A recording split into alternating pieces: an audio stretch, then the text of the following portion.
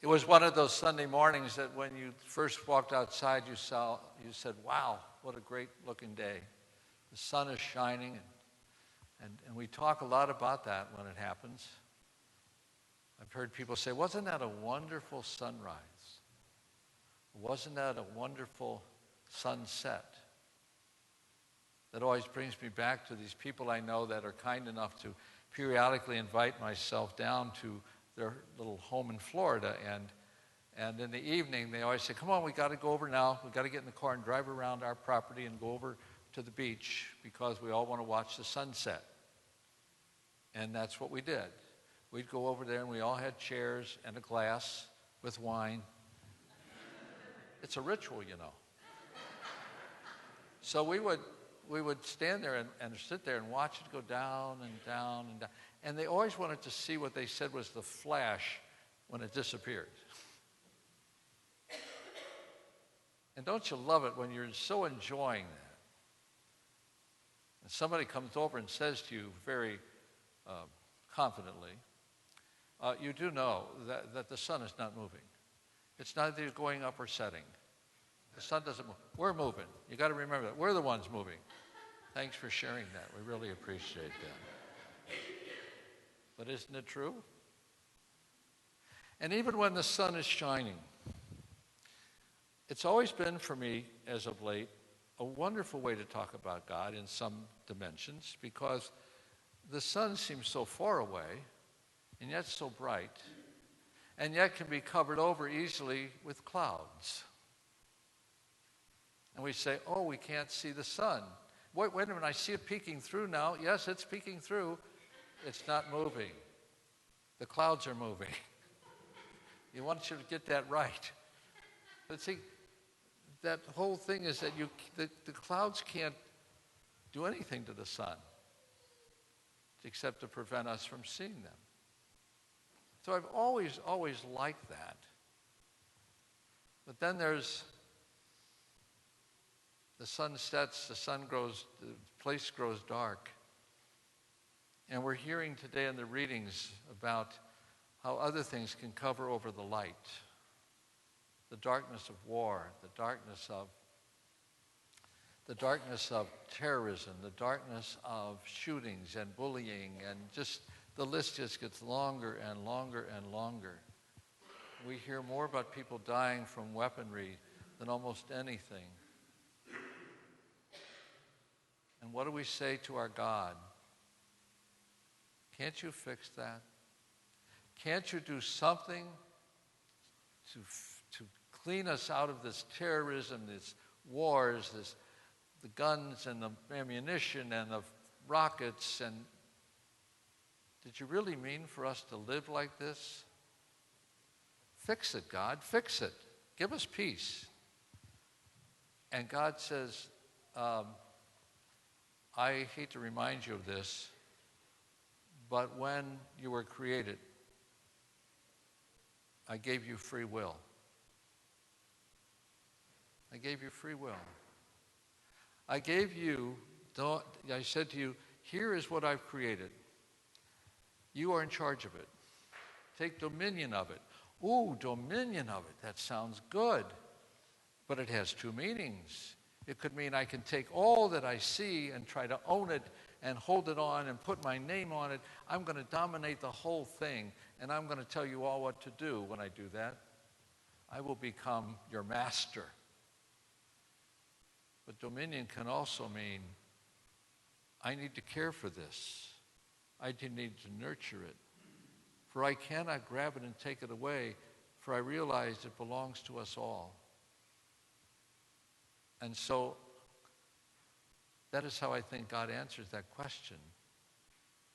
You see, you had to have free will, otherwise you couldn't love me.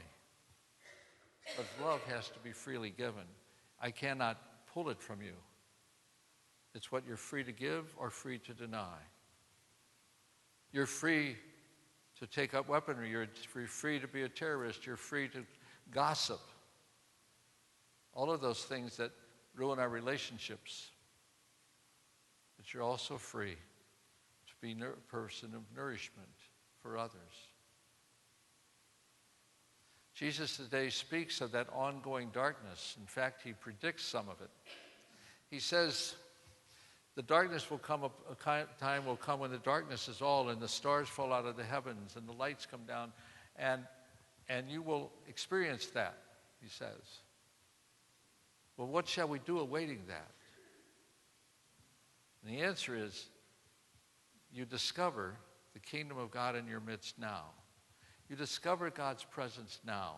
That's the amazing thing about using the sun as an image. It seems so far away and yet is so intimate. We can feel the sun as we walk out into it. We can give thanks for that. But it's so far away that it travels. So much does this God want to be so intent on us, to reach us, if you keep to use that image of sunlight. But the kingdom of God is where we are nourished. The kingdom of God reminds us of the promise of God, that it's not all about the darkness. It's about the light that has come among us and has remained with us. And yes, we have to talk about how that Jesus does get to us and how we've discovered the kingdom. I could point to the Eucharist, but I have to be careful because of what we read in that second reading.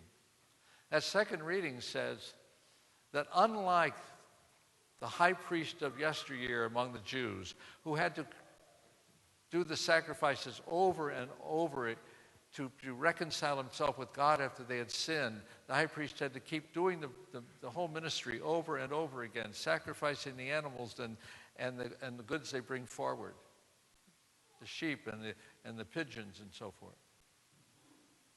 But he says, you don't have to do that. You don't have to repeat it over and over because Jesus has done it once and for all. Then why are we here? Some of the teens, when you're saying, yeah, why are we here? Maybe some of the older of us are saying the same thing. Why are we here if Jesus solved it all? What's the deal? He put a little tag on it. It said, do this in memory of me. Not do this to satisfy me because you sin. Do this in memory of me who seek to be close to you, and I come every week with you, he says, so that you may not forget who you are and whose you are. We have to remember who we are. You know, it's a little bit like somehow with the way we speak to our children when they maybe have talked back to us. Imagine that. And you say, remember who you are and remember who I am. Remember the relationship that we have between parent and child, and watch how you talk to us. But God is saying, remember the relationship you have with me. Come to the table. Come to the table. And there again, as I try to end all homilies somewhere later, because I was taught to do that our homily ought to take us to the Eucharist. And when we get to the Eucharist, you know what you'll find? Again, small items. And that's what I think about as opposite the brightness of the sun. I think of the littlest things in life that can catch our eye, as it does with our early American Indians. They knew how to reverence almost every part of life. And the people in the East, in their faiths, can pick up the smallest thing and be wonder-filled about what it's holding in their hands. Because their eyes see all the goodness, as well as being aware of the bad. So when we come, we get a piece of bread, we get a sip of wine, and we're told to do this, to remember who we are. But then again, I thought of another way to end this day. I'm used to telling you all about the bread and wine, but you got that already. But what occurred to me is how Jesus is saying to us, I'm going to come to you, and it's going to be in small ways that you may not expect. And what I want you to do is to look around and see the various small ways in which you see the presence of God within people, around people. But here's my final image. We've had sunsets and sunrisings, and there's sunbathing. You've heard of sunbathing, right? Think of a young person who goes out in that sun on the beach. They wear about as little as they can. And they lay out on that sand on a towel, and they basically are very quiet, unless they could have took a radio with them, but put that away. So they just sit there or lay there. And they're giving themselves open to the sun to have their way with it. When I leave here, I hope to be more tan. Well, how can you do that? The sun's way out there. Oh, no, it gets here. It gets here. I can feel it on my body. Can you image that as prayer? Can you see prayer as being quiet until you can sense the presence of God in your life, who leaves a mark on us? And what is that mark? I think it could be the cross that first touched our forehead at baptism. That cross that, yes, reveals death, but it reveals the fullness of life. May we take time to welcome it into our lives.